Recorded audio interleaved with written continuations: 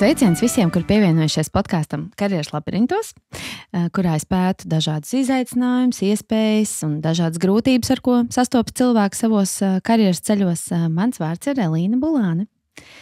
Šodien es vēlos piedāvāt sarunai patiesībā tādu nopietnu tēmu, kurai varbūt ļoti arī tālajošas, kaut kur tādas traumējošas sekas uz cilvēkiem, uz darbiniekiem, bet tajā pašā laikā man ir tāda kaut kāda aizrautības sajūta, laikam mans iekšējais pētnieks interesējās par to, kā cilvēki uzvedās darbā, kāpēc viņi dara to, ko viņi dara, un it īpaši man interesē no vadības viedokļa, kāpēc vadītāji un vadība rīkojas tā, kā rīkojas.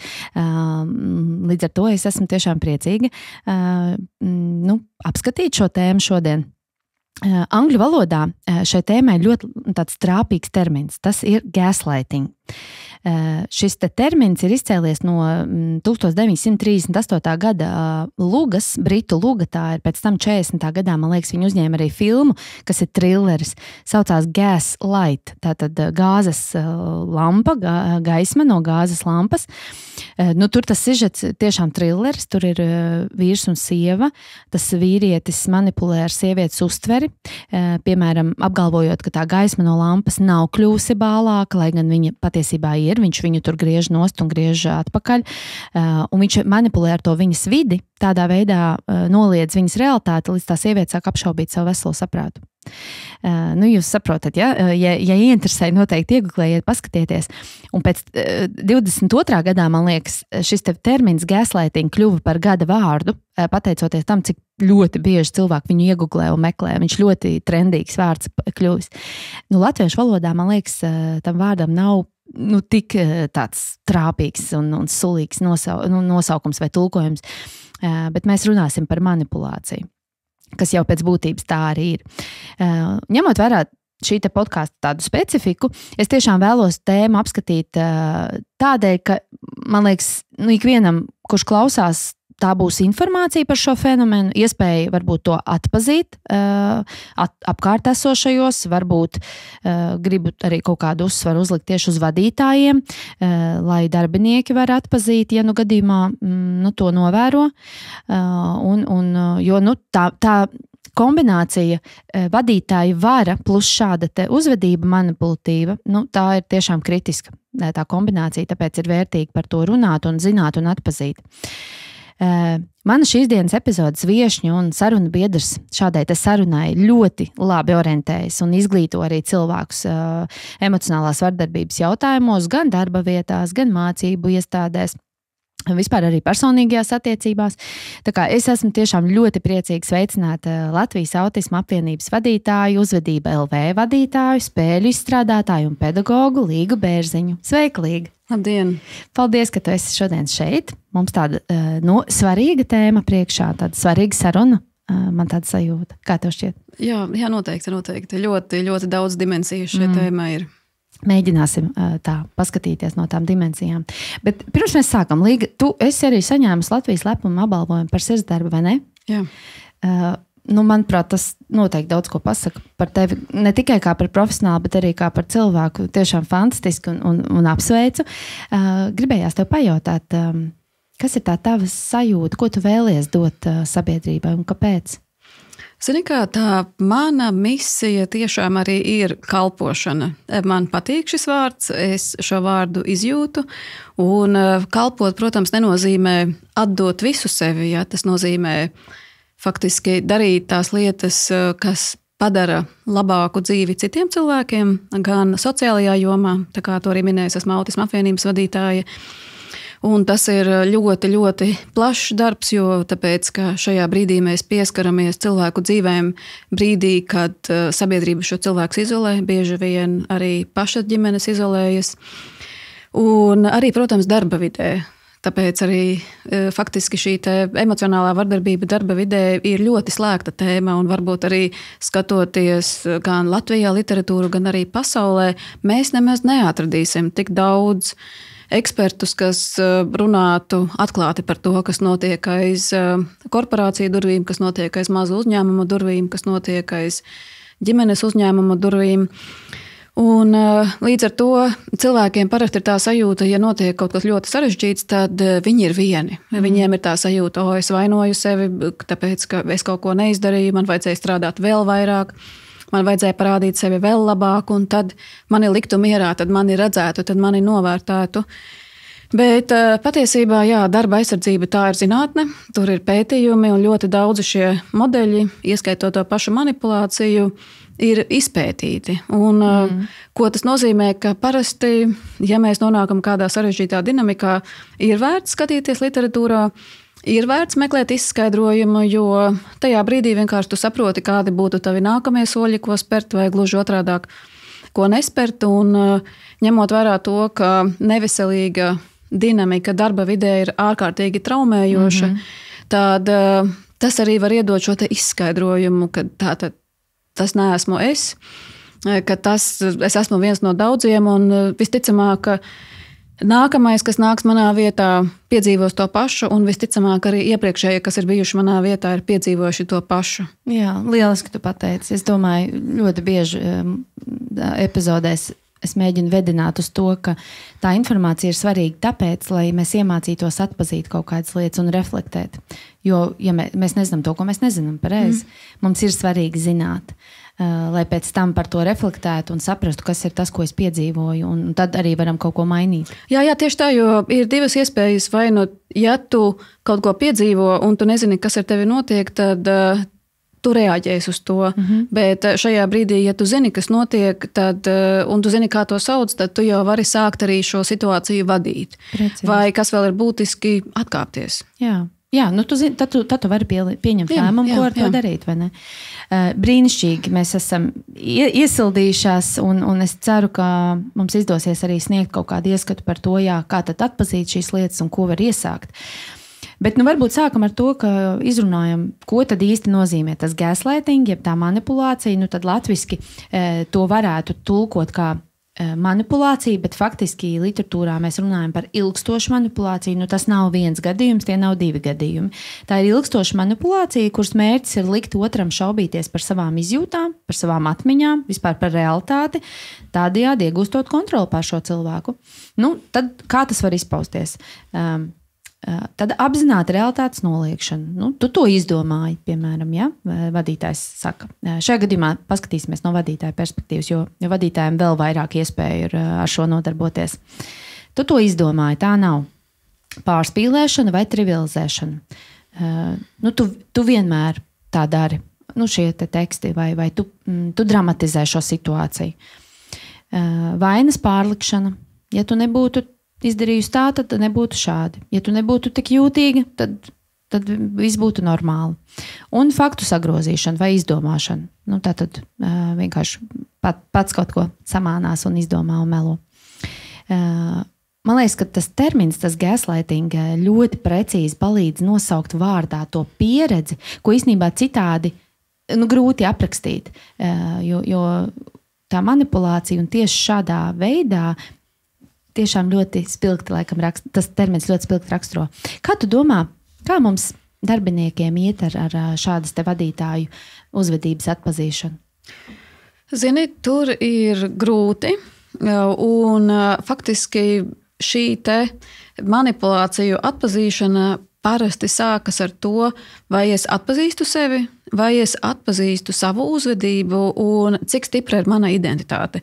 Jo tāpēc, ka viena no emocionālās vardarbības pazīmēm ir eskalācija. Tas nozīmē, ka parasti, ja darbinieks ienāk iekšā darba vidē un viņš sāk strādāt, un ja pirmajās 3 dienās viņam sāks parādīties šādas apsūdzības, hei, tu izdomā, tu pārspīlē, tu nesaprati, ko viņš darīs, viņš pateiks, es šādās vietā negribu strādāt, un viņš vienkārši aizies prom. Un līdz ar to tas parasti, ko mēs sākam skatīties, ir tiešām šī te eskalācija, kura sākas ar robežu pārbaudīšanu. Ja, ka parasti pirmie signāli ir ļoti mazi, šie pirmie signāli ir neredzami. Un parasti šie pirmie signāli, bieži vien mēs tos aptveram tikai pēc tam, kad mēs aizejam mājās. Zini, kā tu izej ārā no sapulces un tu jūties slikti. To saņem ēpastu, tu izlasi, tas ir it kā parasts ēpasts, daži vārdi mainījušies, kaut kas tur tāds jocīgs, un tu jūti trauksmi. Tu redzi, ka tev ir atnākusi ziņa no kāda cilvēka darba vidē, un tu zini, tu esi 20, 30 gadus strādājis, un tu pēkšņi jūti, ka tev ir sirdsklauvis, un tu kaut kādu iemeslu dēļ tieši šo konkrēto ziņu nevari atvērt vaļā. Ja, un līdz ar to parasti šīs vardarbības vai šīs manipulācijas pazīmes, ja tās ir pamanāmas, mēs ļoti ātri tās identificējam, mēs ļoti ātri tās izrunājam, liekam malā un virzamies tālāk, vai nu tajā darba vietā, vai citā darba vietā. Šeit jau viss ir savādāk, ja? Un šajā brīdī, piemēram, kur veidojas arī šie psiholoģiskie slazdi, ja tu pamani, ka pirmo reizi priekšnieks vai vadītājs tev pārmet kaut ko, kad, hei, tu neesi izdarījis, tu esi sapratis nepareizi, ja? Vai tu esi kaut ko pārspīlējis, un tu noklusē. Tu zini, ka tā nav taisnība, bet tu noklusē. Un tieši šī pirmā noklusēšana ir ļoti svarīga, jo lielais jautājums ir, kāpēc tev šajā brīdī ir grūti viņam strīdēties pretī? Ja, un parasti šī grūtība strīdēties pretī ir tāpēc, ka tev ir bail par savu identitāti. Tev ir bail par to, ka varbūt es kaut ko nesapratu, varbūt es kaut ko pārpratu, varbūt vaina tomēr ir manī, varbūt man vajadzēja rūpīgāk pārlasīt. Un šajā brīdī, ja mēs pasakām, hei, ja mēs nepasakām, hei, klausies, mums vajadzētu tomēr pārunāt šo incidentu, tad šiem cilvēkiem, kas manipulē, viņiem ir ķeksītes. Tātad, hei, pirmais posms ir pievērēts, tātad es jau esmu dabūjis psiholoģiski pirmo pārsvaru un virzīsimies tad tālāk. Ja, un parasti šī eskalācija notiek gan personiski pret to cilvēku, bet otrais pēc tam šī manipulācija pāriet arī uz citiem cilvēkiem, kad šis cilvēks liek citiem šaubīties par šo konkrēto cilvēku. Ja, tad, un tā arī ir tā eskalācija. Ja, un tad beigās notiek šī sociālā izolācija, kas ir ārkārtīgi bīstama, kas arī sagādā cilvēkiem ļoti lielu trauksmi. Bet tas ir lipīgi, respektīvi tas viens manipulators sāk, bet tas tā kā aplīp un pārējiem arī tā attieksme. Mainās? Protams, mainās, jo vardarbība darba vidē nekad nav izolēta no visas kopējās komandas dinamikas. Tas nozīmē, ka citi cilvēki redz, citi cilvēki zina, citi cilvēki mēra un pamana. Un arī pētījumi rāda, ka emocionālā vardarbību 40% gadījumu pirmie pamana tieši apkārtējie. Jā, un tad jautājums, ko viņi ar to dara? Šī nav viens pret vienu dinamika. Šī ir kolektīva dinamika. Un kolektīvā notiek tikai tas, ko pieļauj kolektīvs. Un šajā brīdī, ja mēs redzam, ka priekšnieks manipulē, par to mēs varam parunāt vēl. Mums vajadzētu izrunāt arī priekšnieku manipulāciju kā atsevišķu tēmu. Tad lielais jautājums ir, ko dara pārējā komanda? Tad, kad viņi redz, ka kāds tiek atklāti apmelots, vai pārējie pasaka, stop, tagad nevis meklējam vainīgos, bet tagad risinam problēmu, vai gluži otrādāk viņi pasaka, paldies Dievam, cik labi, ka mani tagad liek mierā, un līdz ar to faktiski viņi pat ar tādu klusēšanu, neiesaistīšanos arī palīdz to cilvēku nogremdēt. Jā, jo ja tu klusē, tu redzi, bet tu klusē, tu atbalsti. Pareizi. Tieši tā. Vai tu esi novērojis, vai ir kaut kādi cilvēku tipi, nezinu, vai tā var teikt, kas ir biežāk šādi te manipulācijas mērķi? Vai to var piedzīvot jebkurš? Zini, to var piedzīvot jebkurš. Tam nav ne vecuma, ne dzimuma, ne arī profesionālās orientācijas, ne arī statusa robežu, jo tas ir saistīts ar konfliktogēniem.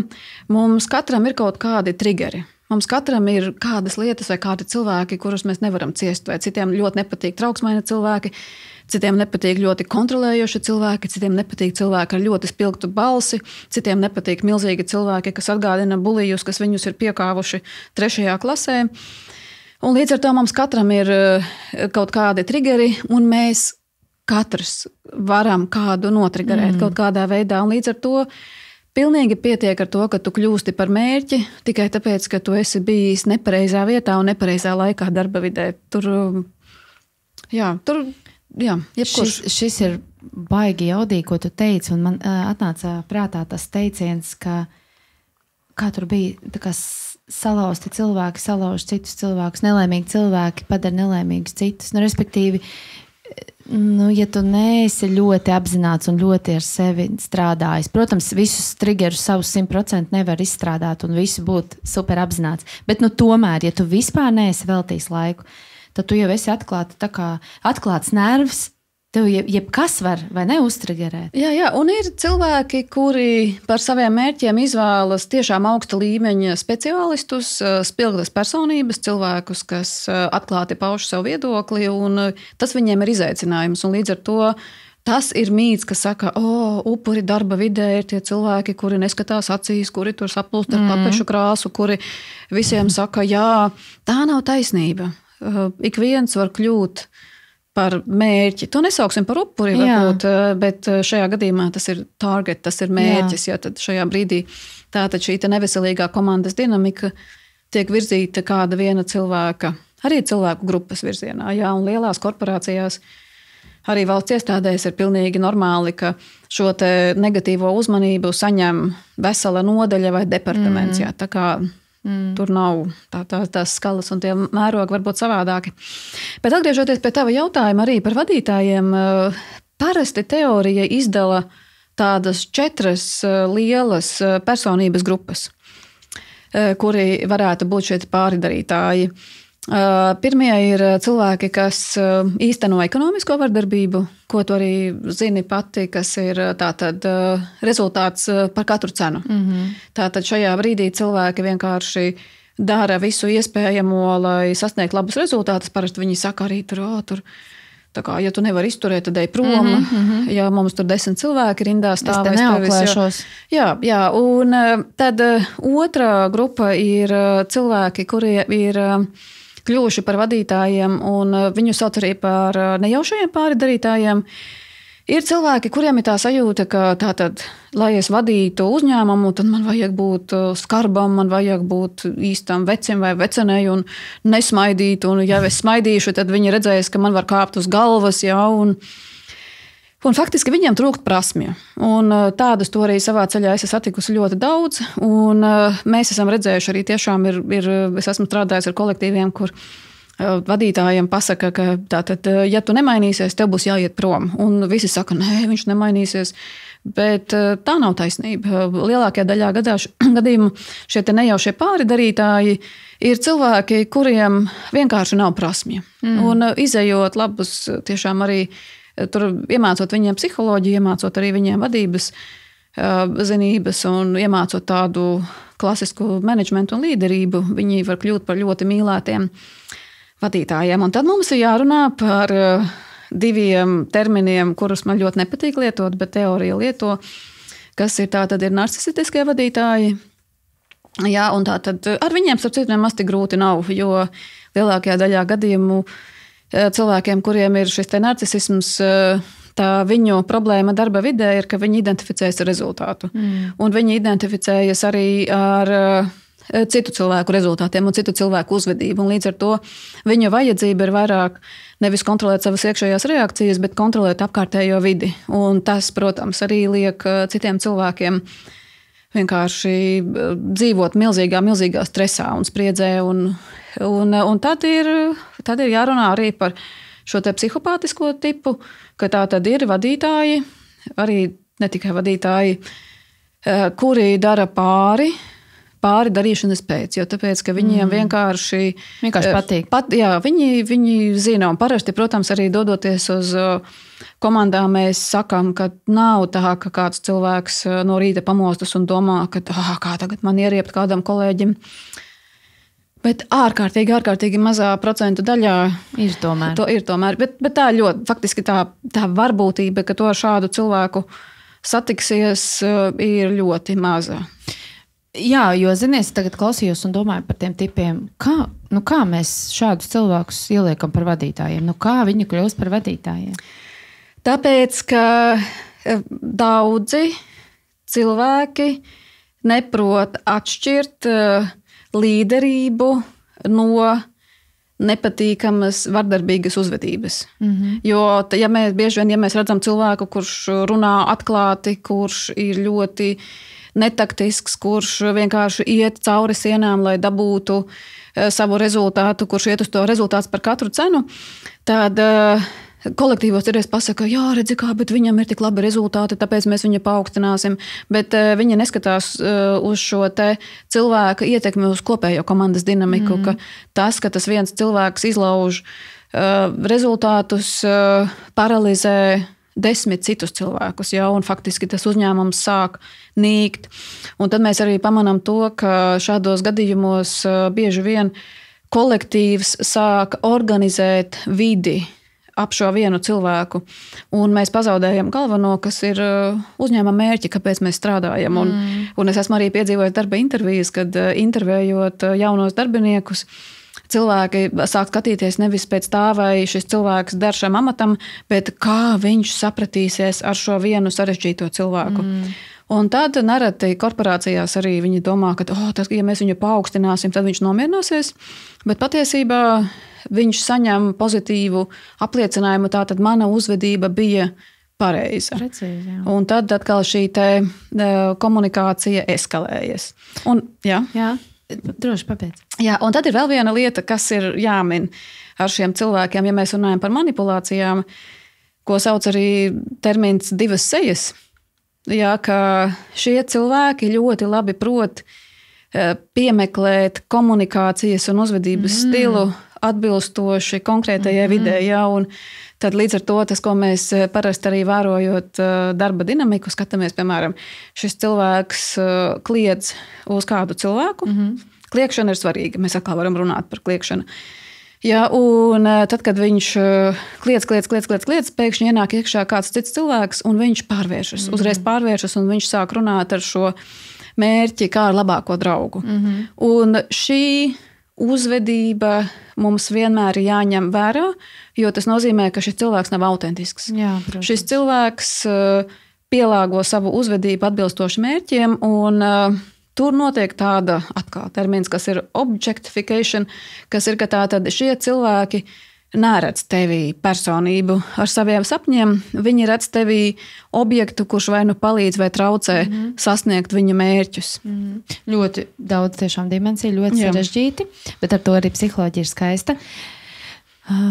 Es aizdomājos par to, ko tu teici, tas ir baigi traki, kad ir šīs divas sejas, jo es iedomājos to situāciju, kur ir kaut kāda problēma darbiniekam ar vadītāju, piemēram, un darbinieks, tas ir darbinieks, kurš lūdz, lai HR atnāk, pievienojas sarunai kā neitrālais, trešā persona. Tādā sarunā jau, piemēram, tas vadītājs būs pilnīgi cits cilvēks, un tam HR būs ļoti grūti saprast, kas te notiek, vai ne?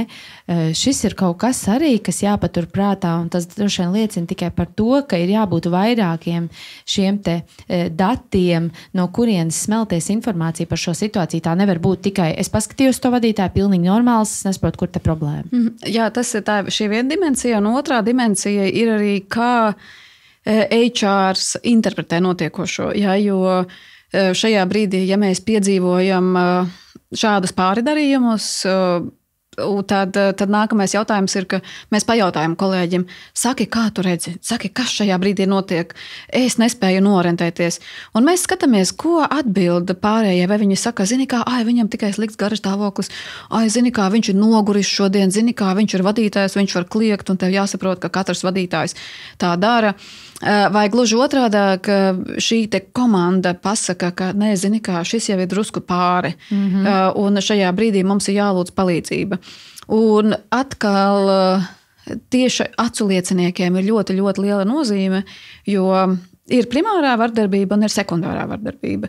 Un bieži vien mēs redzam tātad šajā brīdī kādam dara pāri, vienalga, vai tas ir tas pats gaslightings, vai tā ir izolēšana, vai tā ir aprunāšana, vienalga, tam nav nozīme, kas tas tāds ir.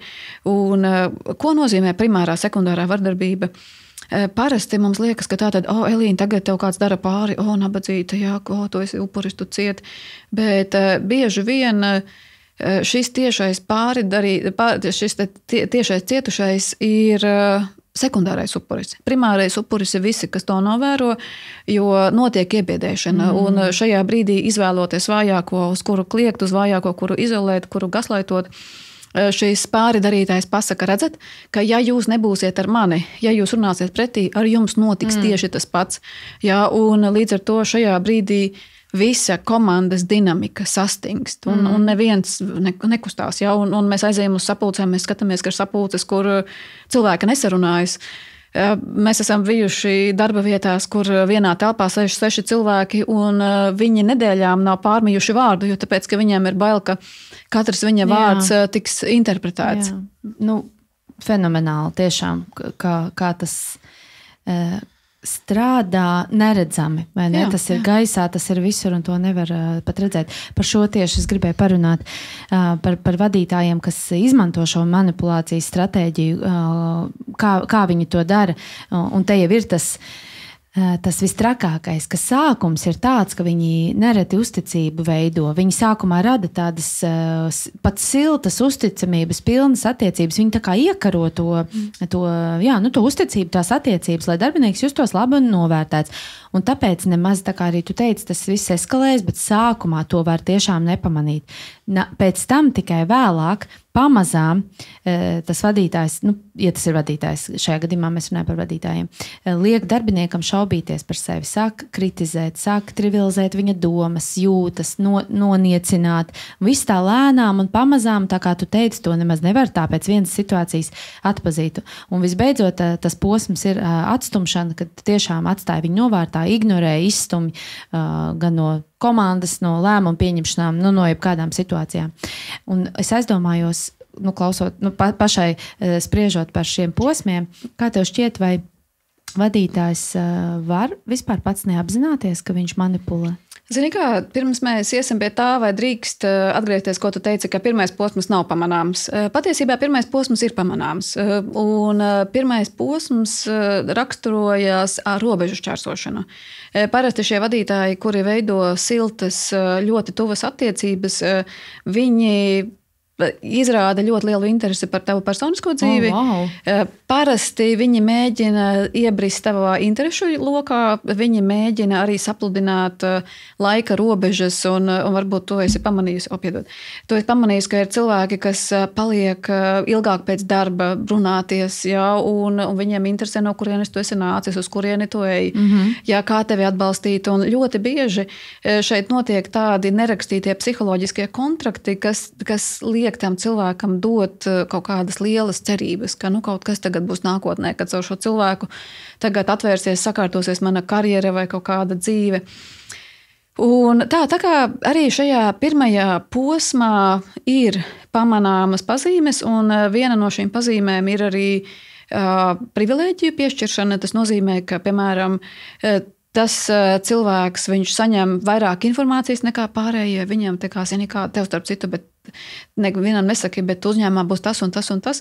Un līdz ar to viņš tiek izvirzīts negluži favorīta lomā, jo favorītisms darba vidē tā būtu mums atsevišķa tēma. Cita tēma, jā. Bet šajā brīdī cilvēkam tiek radīta tā sajūta, ka es esmu īpašs, es esmu īpašāks nekā visi citi darbinieki, kā tikai es izglābšu, kā tikai es varēšu izdarīt lietas, kuras citi nevarēja izdarīt. Jā? Un tā kā tur parasti kaut kādas pirmās, viena no šiem pirmajiem signāliem tomēr parādās. Klau, bet mēs atgriezīsimies vēl pie tiem vadītājiem, vai viņi apzinās vai nē, bet tagad es aizdomājos, bet vai var būt tā, ka tiešām ir vadītājs, kuram tiešām interesē cilvēki un kaut kādas viņa privātās lietas interesē, hobiji, un ka vienkārši veido pozitīvas, tuvākas tās attiecības. Bet kas ir tā, ko tu minēji par robežu šķērsošanu? Kas ir tas, ko mums vajadzētu atpazīt? Hei, te jau ir par daudz. Jā, tas ir faktiski tātad šīs no tādu lietišķu, profesionālu darba vidi raksturo lietišķas profesionālas robežas. Un šajā gadījumā viena no pazīmēm, kas atšķir tātad mērķa izvēlēšanos no tādas klasiskas pozitīvas intereses par darbinieku, ir tas, ka parasti šis cilvēks, kurš interesēs par tavu dzīvi, vai viņš interesēs tieši par tavu dzīvi, vai viņš interesēs par visu cilvēku dzīvēm. Vai viņš tā kā notur šo balansu, un tātad šajā brīdī, ja viņš tevi aicina tā kā pasēdēt pie tējas un parunāt par nākotni, vai viņš to dara ar visiem citiem cilvēkiem. Jā, un tāpatās arī šīs te laika robežas, vai šīs robežas tiek ievērotas, vai gluži otrādā, tu jūti, ka tu jau paliec par šī vadītāja tādu emocionālo, no sākuma tev neliek, ka tā miskastes sajūta parādās vēlāk tādu izlādes vietu vai gluži otrādāk, tas ir kaut kas cits. Un, jā, tā kā mums it īpaši jaunajiem no cilvēkiem, jaunajiem darbiniekiem ir jāmāca atpazīt šīs te pirmās pazīmes, jo tur arī var iestāties operacionālie riski, tur arī var iestāties arī, starp citu, kas ir bieži vien savienojams arī ar seksuālo vardarbību vai seksuālo izmantošanu darba vidē. Tur tā kā mēs esam uz tādas ļoti, ļoti nestabilas vides. Jā, wow, tas ir īstenībā baigi dziļi un baigi plaši, vai ne? Bet viss ir vienkārši. Bet patiesībā viss ir vienkārši. Es tev izstāstīšu. Lūdzu. Lai tikai mēs neietu tā kā pavisam dziļumā un nogrūzīties mēs varam ļoti ātri. Tātad, ar ko mēs sākam? Parasti tātad uzņēmuma vadītājs, vienalga vai tas ir uzņēmuma īpašnieks, vai tas ir arī vadītājs, vai tas ir nodaļas vadītājs, vienalga. Ja tātad viņam ir viens mērķis. Un šis mērķis ir kāds? Pelnīt naudu. Viņa mērķis ir tā kā aizvirzīt organizāciju, uzņēmumu, uzstādītajos mērķos, ko mēs rakstām gada pārskatos, ko mēs dodam ikgadējās atskaites, mēs taisam arī akcionāru sanāksmes.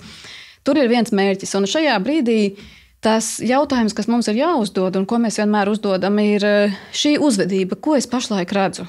Ja tur vadītājs tur aizklīst ar kādu darbinieku vai darbinieci, ja tur šīs te pats aprunāšanas, viss pārējais, vai tas palīdz, vai tas traucē sasniegt uzņēmuma mērķi. Šajā brīdī, ja mēs sapulcē gaslaitojam kādu un mēs sakam, tu esi vainīgs, vai tas palīdz, vai tas traucē sasniegt uzņēmuma mērķi. Un tā neveselīgā dinamika sākas tajā brīdī, ja mēs ļaujam, vai arī vadītājs ar lielu harizmu, vienalga ko, šo te organizācijas dinamiku, organizācijas sistēmu aizvirza nevis organizācijas mērķu sasniegšanai, bet savu mērķu sasniegšanai, sava ego pumpēšanai, savu traumu atreaģēšanai, ja iespējams pat pašam nezinot, vai arī kaut kādas tādas savas ideālās pasaules zīmēšanai, kuru patiesībā arī nemaz neeksistē. Tā kā viss ir ļoti vienkārši. Un šajā brīdī arī jaunajiem darbiniekiem, arī esošajiem darbiniekiem, ja viņi spēj uzdot šo jautājumu, un ja viņiem tā atbilde ir nē, tad lielais jautājums ir, ko es daru šajā vietā. Vēl atgriežoties pie tā, vai var vadītāji būt neapzināti par to, ka viņu rīcība ir manipulējoša? Jā, tikai mēs nevaram to pieņemt kā attaisnojumu. Jā, ka šajā brīdī jautājums ir par to, vai vadītājs ir spējīgs uzņemt negatīvu atgriezenisko saiti, ka, hei, klausies, boss, šī tava uzvedība bija pilnīgi neciešama. Ja kolektīvs jau ir tāds, ka visi staigā uz pirkstgaliem un saka, hei, kāds viņai šodien garastāvoklis, šodien viņai var teikt kaut ko, tad tas nozīmē, ka šajā brīdī tas viss kolektīva dinamika ir aizgājusi ap vienu cilvēka psihoemocionālo dinamiku, nevis ap faktiski to darbu, kas ir jādara. Un starp citu, mums ir bijuši brīnišķīgi gadījumi, kur vadītājs kliedz un kliedz jau gadiem, un tajā brīdī, kad viņam beidzot kolektīvs saņemas pateikt, ka klausies, boss nekliedz, viņš uzreiz, piedod, jā, es tā kā drusku pārspīlēju, un viņš uzreiz maina balsi, un viņi savācas. Jā. Var to apzināties un mainīt. Var, tikai kolektīvs nedrīkst ieiet iekšā tādā upurī, kad tā kā mēs neko nevaram izdarīt, tam vadītājiem ir jāmainās, un tad arī viss kolektīvs mainīsies. Tā nav taisnība. Tā kā katrs var mainīt, katrs var ietekmēt. Šis ir ļoti spēcīgi un cerams iedrošinoši, bet uzsvars te laikam uz vārdu kolektīvs vai komanda, jo viens pats cilvēks tagad saņemties un būt tam vienīgajam, kurš celsies pretī? Var. Un šie cilvēki lielākajā daļā gadījumā ir bufera zonā. Tātad šādos neveselīgos kolektīvos parasti cilvēki sadalās pāridarītājos un cietušajos, un tā pa vidu ir bufera zona. Un bufera zonā ir cilvēki, kuri atnāk uz darbu, darīt savu darbu, un tikai darīt savu darbu. Un viņi var pilnīgi mierīgi runāt arī ar tiem izolētajiem, viņi var arī pilnīgi mierīgi runāt ar vadītājiem, pateikt, ka boss klausies, nebrūķē muti, vienkārši ķeries un dari, un parasti viņus arī ļoti ciena un respektē. Un šī tā buferu zona. Tad viņi ir tie, kas varētu pacelt šo jautājumu. Zini kā, pacelt šo jautājumu var jebkurš. Tiešām, godavārds var jebkurš. Jā. Uz papīra es tev piekrītu, bet realitātē mums ir gadījumi. Es esmu mācījusi, trenējusi komandas. Es zinu, ka pirmajā reizē tev trīcēs rokas, tev trīcēs balss, tu svīdīsi, tev aizlūzīs balss, bet tev ir jāpasaka stop. Jo šajā brīdī, tad, kad tu saņemies un pasaki stop, šādi nevar, tie cilvēki bieži vien atvēsinās. Un tad, protams, viņi meklē citu. Jā, bet tas, kas ir būtiski šim pateikt stop, nedarīt tā, ir ļoti svarīgi mūsu psihei, jo tāpēc, ka mūsu identitāte veidojas no divām daļām, no tā, ko es domāju par sevi un ko citi saka par mani. Un šajā brīdī, ja tu visu laiku dzirdi, ka tu esi lupata, ka tu neko nevari, ka tu atkal kaut ko sajauci, tu kaut ko samaisī, tevis dēļ organizācija bankrotēs, to arī sāc tev pašam teikt, un tu sāc šaubīties par sevi. Un ja tu šaubies par sevi, tad, protams, ka tu kļūdīsies. Un ja tu kļūdīsies, tad tu ieiesi tajā lejupejošajā spirālē. Un, starp citu, šiem cilvēkiem arī daudz grūtāk ir aiziet prom no darba. Jā, taisnība. Kurš tevi tādu lupatu ņems? Jā, tas arī fakts. Un īstenībā par to aiziešanu liekas, ja kāds nav ar šo saskāries, tad viņam noteikti liekas, klausies, ja tev nepatīk, un tur ir slikti, ej prom. Kas it kā no vienas puses ir loģiski, bet no otras puses tiešām arī literatūra un pētījumi apstiprina, ka tie cilvēki, pret kuriem ir šī manipulācija veikta, viņi ļoti bieži izjūt tādu stresu un tādas bailes, viņiem nav tās psiholoģiskās drošības sajūtas, viņi īstenībā pilnīgi nemaz nevar iet prom, viņi neiet prom. Jā, un tur ir interesanti jauni pētījumi, ko es nesen lasīju, kas ir saistīti arī ar šo acu, kas ir eye tracking, kas ir šo te acu reģistrāciju. Un, piemēram, vai tu zināji, ka šiem cilvēkiem, gan pāridarītājiem, gan cietušajiem, viņiem sākas fiksācija vienam uz otru, ka, piemēram, ja skatās, ka tātad cietušais ienāk iekšā telpā, ko viņš dara, viņš visu laiku skatās un viņš meklē, vai telpā nav pāridarītājs, un ja ir, tad viņš fiksējas uz citiem, un viņš nepamana pārējos. Un šis ir ārkārtīgi būtiski, jo tāpēc, ka ja tu neredzi pārējos cilvēkus, tie pārējie cilvēki nevar tev palīdzēt. Viņi nevar būt tavi sabiedrotie. Šis te sabiedrotie sākas ar šo te acu skatienu, un tas ir tieši tāpatās arī ar pāridarītājiem, kuri ir bulijiem, kuri iefiksējies uz šo vienu nabaga upuri. Ļoti interesanti. Jā, par tiem pārējiem un atbalstu arī gribu pieskarties. Ļoti interesanti pētījumi rāda, ka daļēji neutralizēt to negatīvo efektu var palīdzēt ļoti tāds ilgstošs un noturīgs emocionāls atbalsts no kolēģa puses. Ja tev komandā vai uzņēmumā ir kolēģi, ar kuriem tu vari izrunāties, kuri var tev sniegt tādu saturīgu emocionālo atbalstu, ka tas maz drusciņi palīdz. Un tas arī ir izskaidrojums, kāpēc daudz cilvēku šādā situācijā arī neiet prom. Vadītājs briesmīgs, bet man tur ir forši kolēģi. Vai tas nav slasts? Jā, tu jau arī formēji to jautājumu. Un, jo, šī te vardarbības dinamika ļoti ilga, tad ļoti bieži šie kolēģi ieiet tādā glābēja lomā.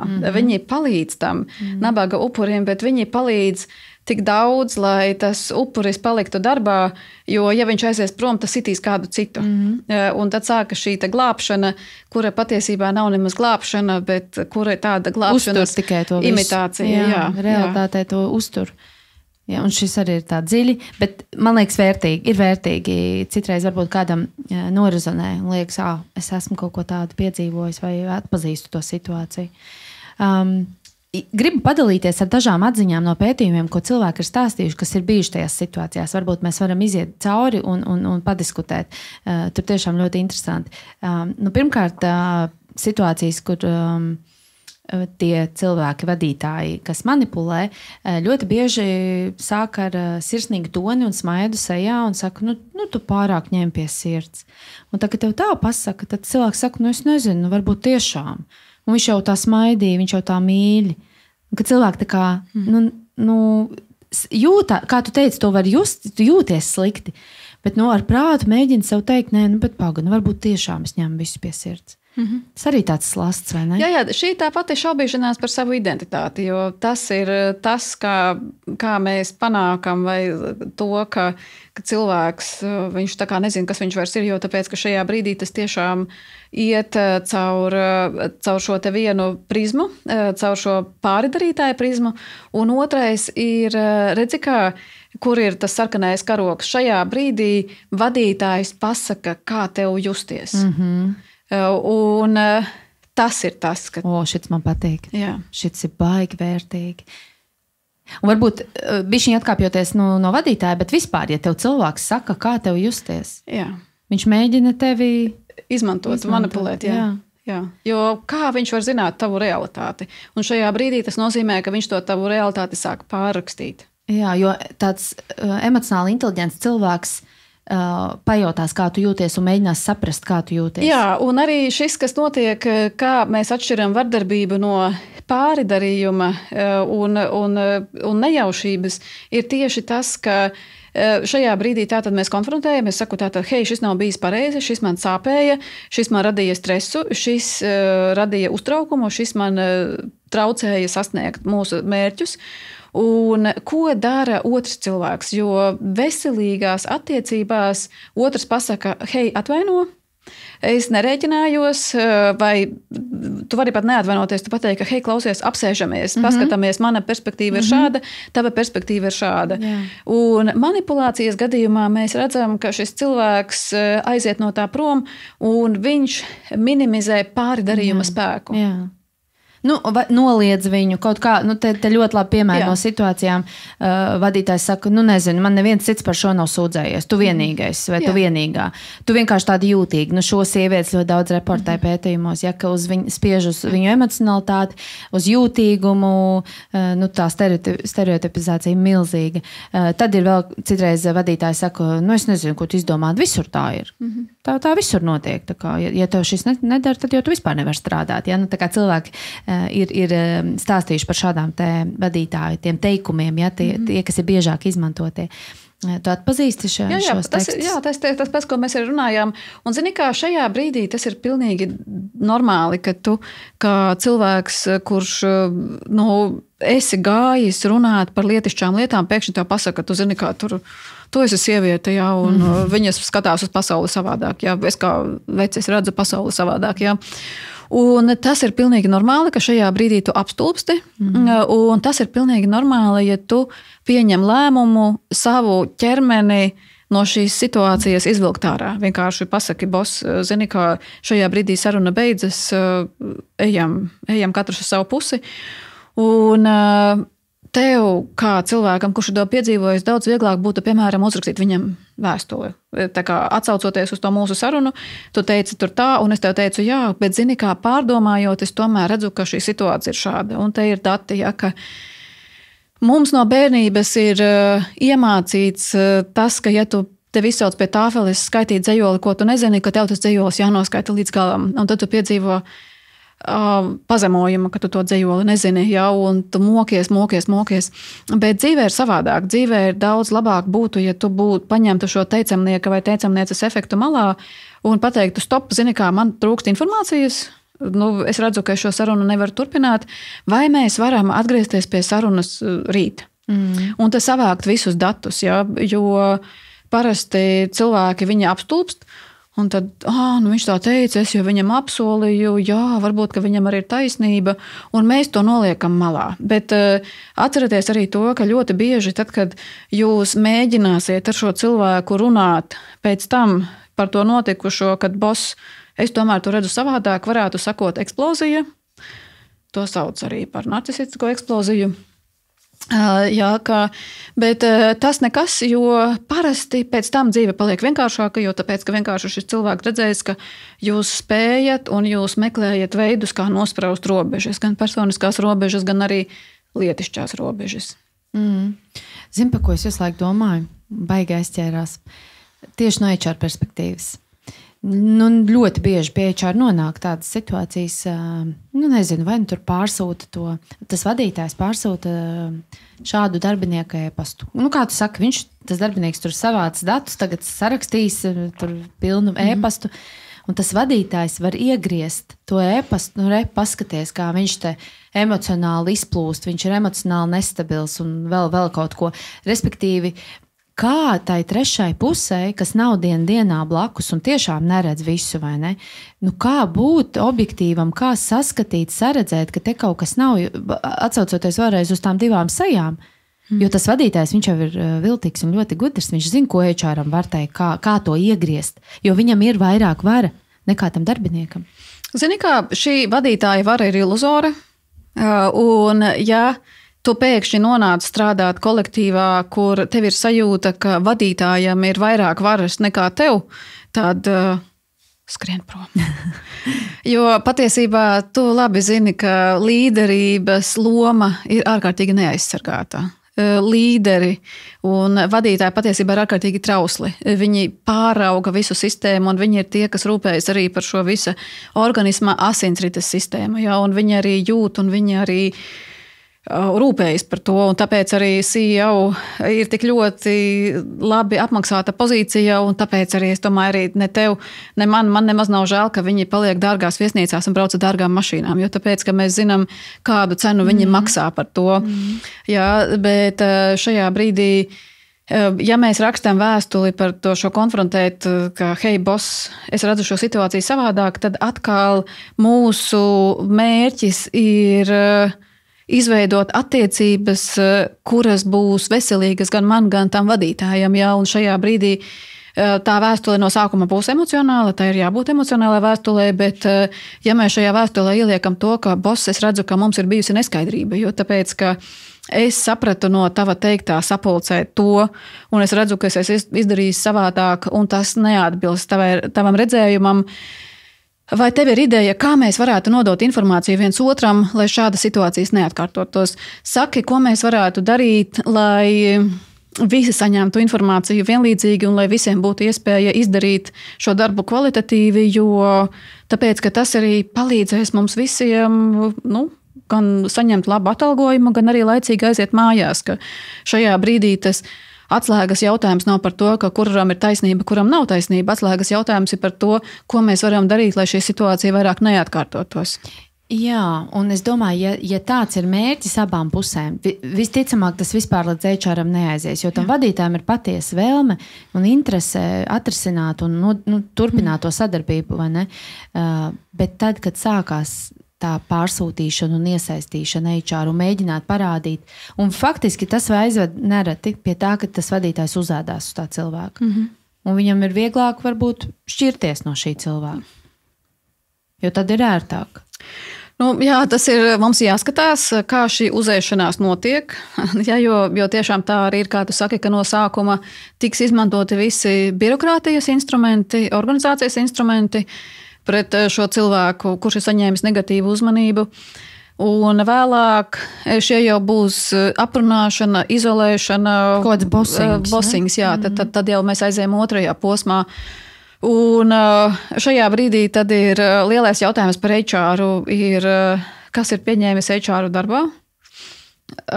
Cik HR-am ir zināšanas, cik HR-am ir faktiski arī šī jauda un kapacitāte konfrontēt priekšnieku un pateikt, ka, zini, kā šis jau ir 15. cilvēks, kurš iet prom šajā pozīcijā, un mēs jau visi zinām, un visi slēdz derības, cik ilgi noturēsies nākamais. Ja?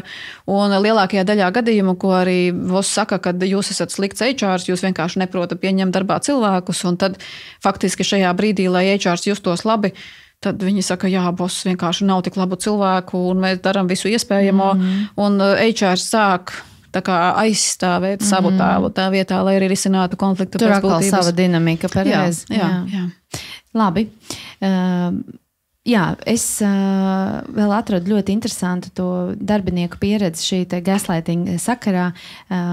Piemēram, man pašai bija interesanti, likās, vai tas arī ir gaslighting. Man likās vairāk vienkārši tāda emocionāli neinteliģenta vadītāja teksti, bet, piemēram, kad vadītājs iedod darbiniekam kaut kādus papildus uzdevumus, kas ļoti bieži dzīvē tā notiek, kaut kādi papildus pienākumi, kas varbūt nav uzrakstīti ikdienas pienākumos.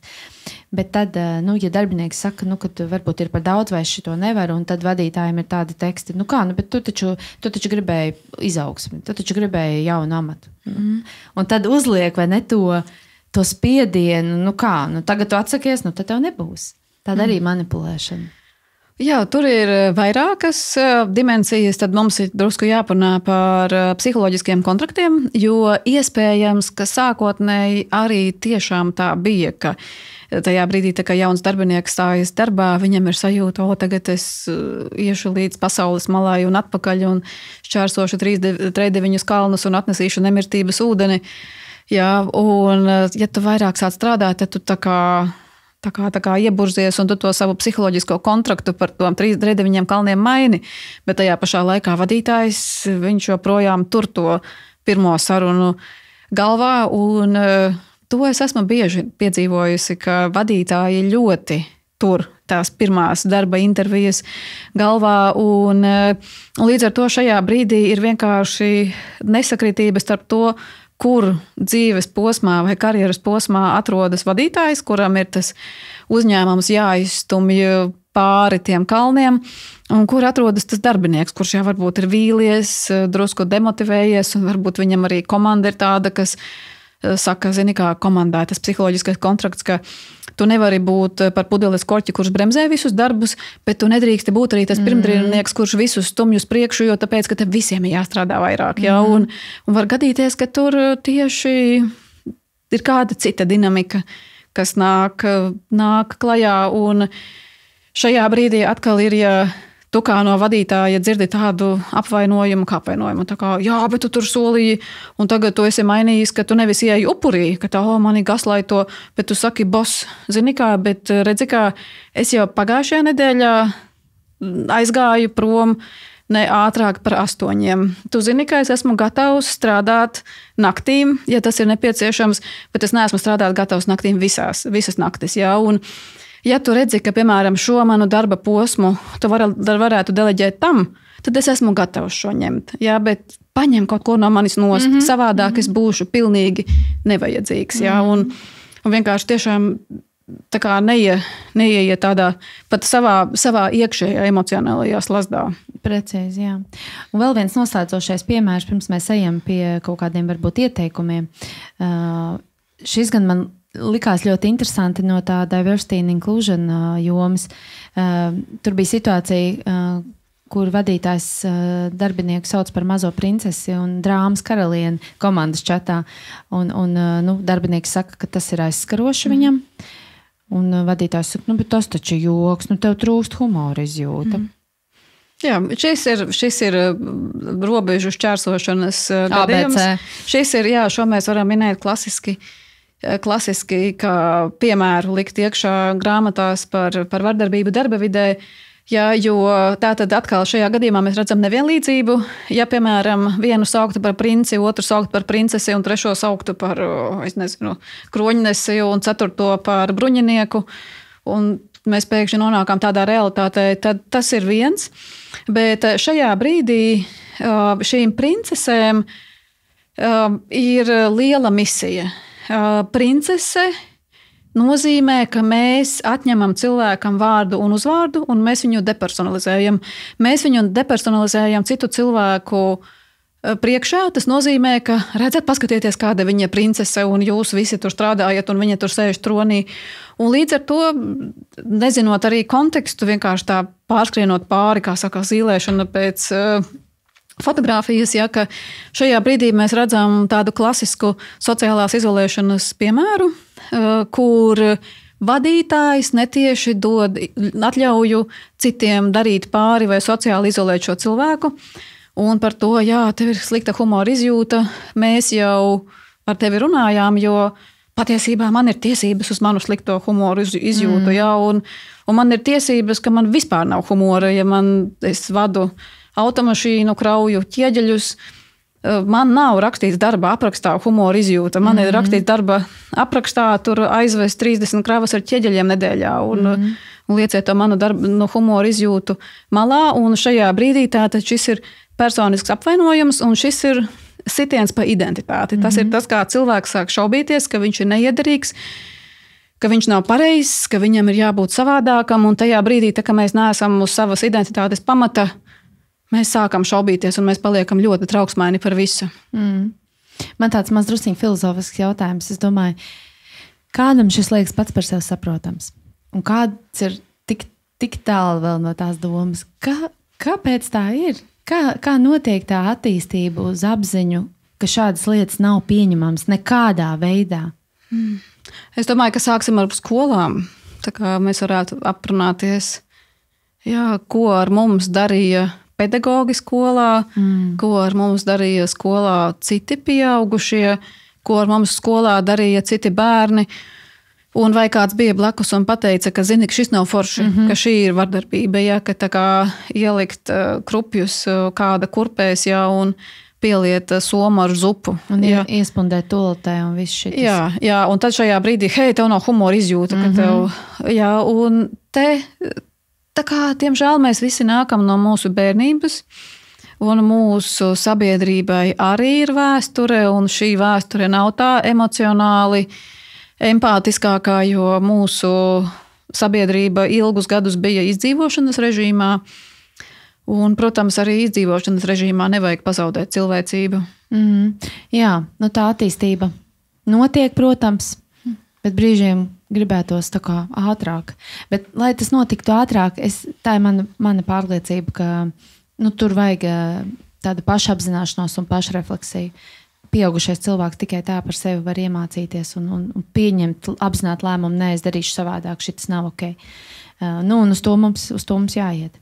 Labi, ko tad noslēgumā kaut kādas rekomendācijas, cik mēs varam rekomendēt, bet tādas vadlīnijas, ko cilvēkam darīt, ja gadījumā viņš tagad klausoties atpazina, hei, man liekas, ka es esmu šajā situācijā, vai es esmu komandā, kurā man liekas, ka šis ar mums notiek, vai ar mani kolēģi.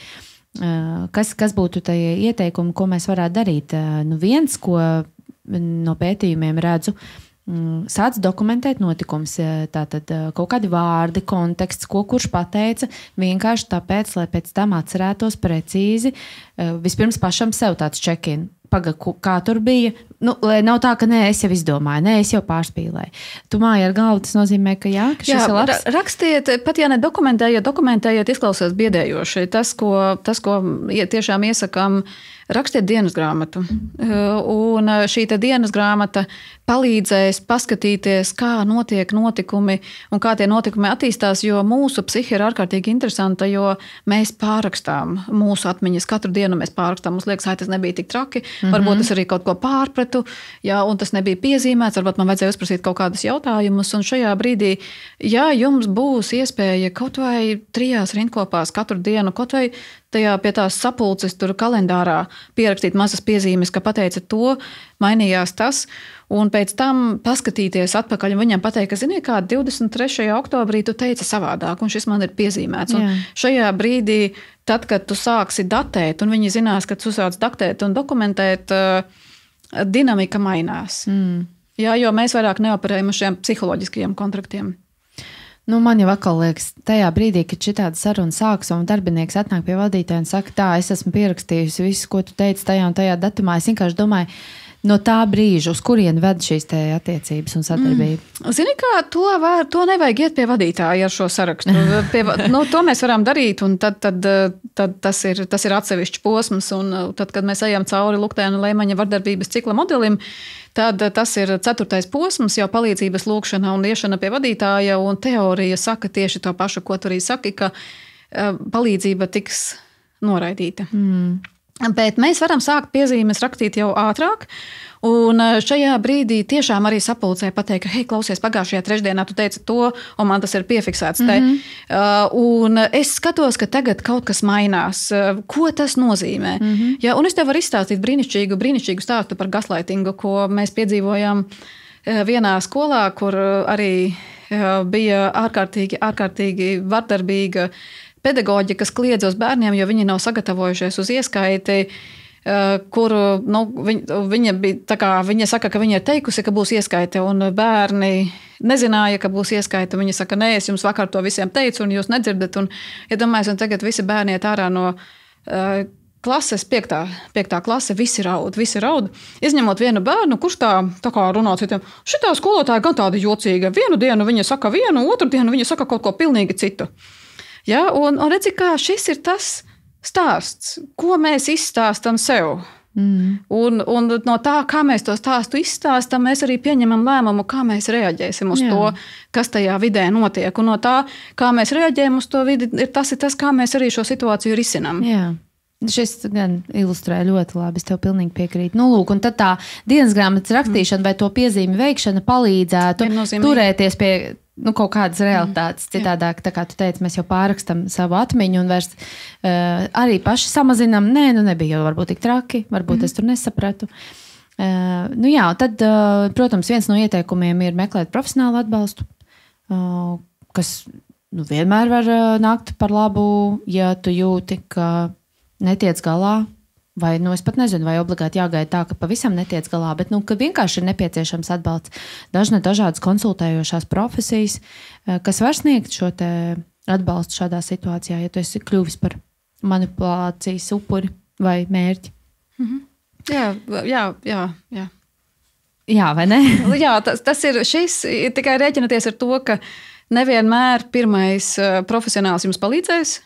Jā, un mēs ļoti daudz redzam šos dzīves ziņas kaučus, kas prot ļoti labi nokonsultēt, lai aizvirzītu uz mērķiem, bet tā kā neceriet, ja jūs redzat, ka pirmajā reizē viņš nesaprot jūsu problēmu, ir tīpaši tik sarežģītā vardarbības dinamikā, netērējiet laiku, netērējiet naudu. Šajā gadījumā tāda pozitīvā domāšana, ierašanās darbā, es esmu stiprs, es esmu varants, nepalīdzēs. Jā, Man patīk tas, ko tu saki. Kad es teicu konsultējošās profesijas, man automātiski galvā bija psihologi un psihoterapeiti, bet tu paņēmi tā plašāk un varbūt pat ļoti labi. Jā. Liksim tomēr uzsvaru uz psihologiem, psihoterapeitiem, tādas konsultējošās profesijas, kas strādā ar atbalstu šādās nopietnās situācijās. Jā. Un kas arī, kam ir tiešām zināšanas atbalstam krīzē, jo šī ir krīze. Precīzi, jā. Ļoti labi, ka mēs to precizējām. Tas tāds filozofisks nedaudz, bet apsvērt cilvēkam pašam par to, vai strādāt šādā vidē viņam ir droši, vai viņam tiešām tas ir vajadzīgs, un varbūt dažreiz tā izeja ir tieši izeja. Iet prom. Jā, viennozīmīgi. Un šajā brīdī te ir tāds viens fantastisks efekts, par ko ir minējuši gan bērni, kuri cieši no bulinga skolā, ko ir minējuši arī pieaugušie, ka tajā brīdī, kad tu pieņem lēmumu aiziet no darba, tu aizej uz darbu un tu esi mierīgs un visi savācas. Jā, jo tāpēc, ka tur ir tāda vēl viena dimensija, ka bieži vien ir cilvēki, kuriem ir ļoti svarīgi, ka viņa emocionālās vajadzības darba vidē tiek apmierinātas. Un tas ir ļoti dabiski un vajadzīgi, kas ir šī piederības sajūta, ja, ka šī kopējā mērķa sajūta, komandas sajūta, ka tu esi respektēts, akceptēts. Un nereti tu nesaņem šo sajūtu, tavas vajadzības nav izpildītas un tev ir trauksme.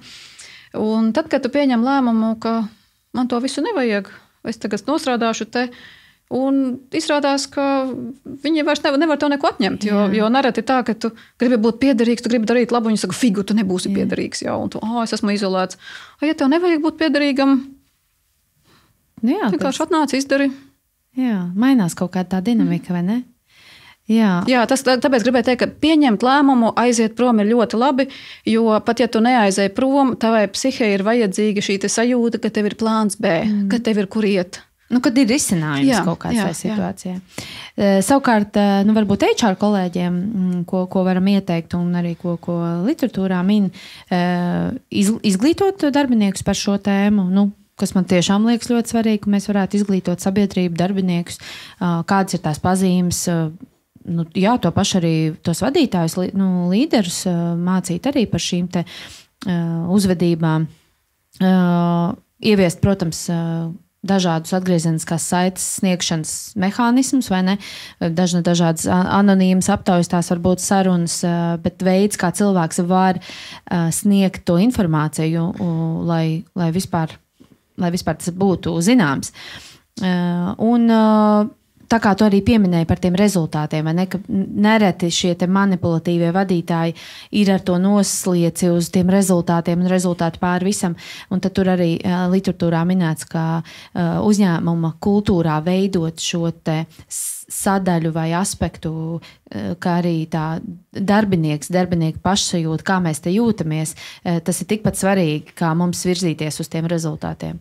Un tāda kultūra un tas domāšanas veids sekmē to, ka mēs skatāmies uz kaut ko vairāk. Nekā tikai, tiešām mums te jāstrādā, mums te galvenais ir rezultāti. Jā, viennozīmīgi. Un te arī tāds aicinājums nepadoties, jo tas, ko bieži vien mēs piedzīvojam, ir, ka tad, kad šīs te apmācības sākas, ka ir cilvēki, kas saka, tur ko mēs tagad darīsim, rociņās sadosimies un sēdīsim psihoterapijas aplītī un tam līdzīgi, bet lielākajā daļā gadījumā tie tiešām ir cilvēki, kuriem ir grūtības risināt konfliktus, tie ir tiem grūtības, kuriem ir arī saskarties ar ļoti sarežģītām emocijām, un šajā brīdī mums ir viņi jāiedrošina. Ja? Un kā tu arī pati labi zini, ka organizācijas ceļš ir organizācijas ceļš, un lai mēs aizietu šo ceļu, mums visiem ir jāmainās. Ja? Un līdz ar to tiešām šīs te apmācības, kā tu arī minēji, arī konfliktu risināšana, atgriezeniskās saites apmācības, ja tu zinātu, cik daudz un cik vienkāršāka dzīve paliek tad, kad cilvēki iemācās teikt negatīvu atgriezenisko saiti, jo tas arī nāk no mūsu bērnības, ja cilvēkam ir mājās bijis tā, ka nestrīdoties, tu kā tūlītās tur pārtrauciet, un ir cilvēki, kuri nekad nav strīdējušies līdz galam, un viņam liekas, ka tajā brīdī, ja viņi pateiks kaut ko sliktu, tad visa dzīve viņa sabruks, un tā vietā, lai viņi tiešām runātu pa tēmu, viņi sāk aiz muguras darīt visas tās lietas, par ko mēs arī šodien runājām, un tiešām elementāri iemācīt viņiem paskaties, ka tu pasaki, pārtaisi šo darbu, pasaule nesagrūt, viņš pārtaisa un viņš arī izaug un iemācās, un arī organizācija aug. Jā, tas izklausās ļoti vienkārši, vai ne? Vai ne? Jā. Noslēgumā gribu tev pajautāt, ko tu gribētu, lai mēs kā sabiedrība labāk saprastu par emocionālo vardarbību darba vietās? Tas ir jautājums. Zini, kā ir, es domāju, ka svarīgākais ir tas, kam mēs ejam cauri darba vidē, nekādā veidā neidentificē mūs kā personības, mūs kā visu. Jo arī Latvijā ir pētījumi, kas arī rāda, ka negatīvās lietas, kas notiek darbā, daudz vairāk ietekmē mūsu privāto dzīvi, nekā privātā dzīve ietekmē mūsu darba dzīvi. Un šajā brīdī, ja jums ir iespēja tajā brīdī, tad, kad jūs ejat cauri sarežģītai dinamikai, pateikt, ka hei, es esmu cilvēks, man ir dzīve, man ir manas intereses, man ir mans dārziņš, man ir mani puķu podi, man ir mani hobiji, un tas, kas notiek ar mani šajā brīdī darbā, tā ir tikai 13% no tā visa, un tā ir tikai sajūta, ka tas pašlaik pārņem visu manu dzīvi, un es esmu tuneļa redzē, un man liekas, ka man nekas cits neeksistē, un es eju mājās, un es domāju par to cilvēku, kāpēc viņš tā teica, ko viņš tur darīja, ka mēs pasakām, hei, paldies, cilvēki, tu man nodarīji pāri šodien, bet ej atpakaļ iekšā tajos 13%, un tagad man sākas mana dzīve, kur ir koki, redzat, jau paliek dzeltenas lapas, redzat, ir vēl joprojām silts, jau ir iestājies augusts, un es aiziešu mājās, un es sakārtošu grāmatas, un tad es uzzvanīšu draugiem, kurus es mīlu. Nu tā, un ka mēs neļaujam tai vienai lietai definēt, jo mēs esam cilvēki, un ar mums visiem notiks sarežģītas lietas. Un tas ir tas, kā mēs pārvaram to.